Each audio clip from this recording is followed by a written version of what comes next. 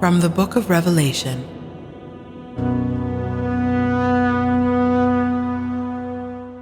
I, John, saw a wild beast come out of the sea with 10 horns and 7 heads.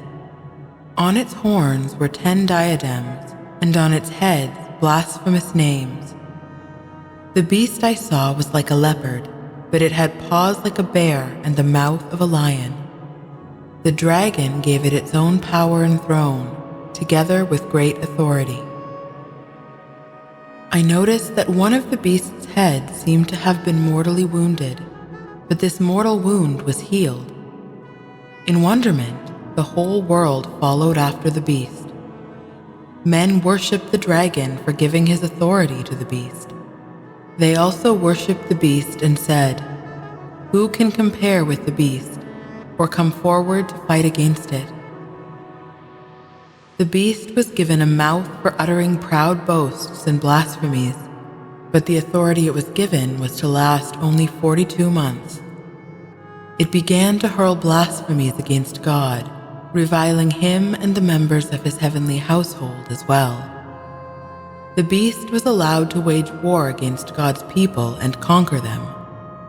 It was likewise granted authority over every race and people, language and nation.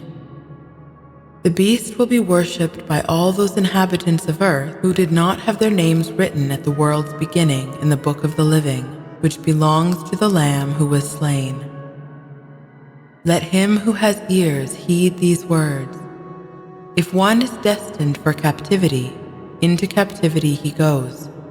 If one is destined to be slain by the sword he will be slain.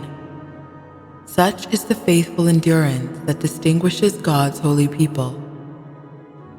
Then I saw another wild beast come up out of the earth. It had 2 horns like a ram, and it spoke like a dragon. It used the authority of the first beast to promote its interests by making the world and all its inhabitants worship the first beast, whose mortal wound had been healed. It performed great prodigies. It could even make fire come down from heaven to earth as men looked on. Because of the prodigies it was allowed to perform by authority of the first beast, it led astray the earth's inhabitants, telling them to make an idol in honor of the beast that had been wounded by the sword and yet lived.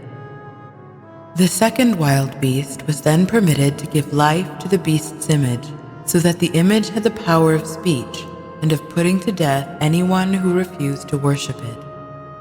It forced all men, small and great, rich and poor, slave and free, to accept a stamped image on their right hand or their forehead.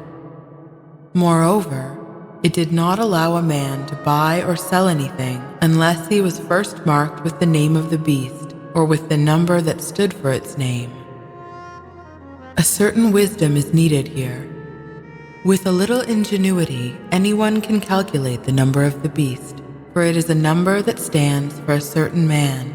The man's number is 666.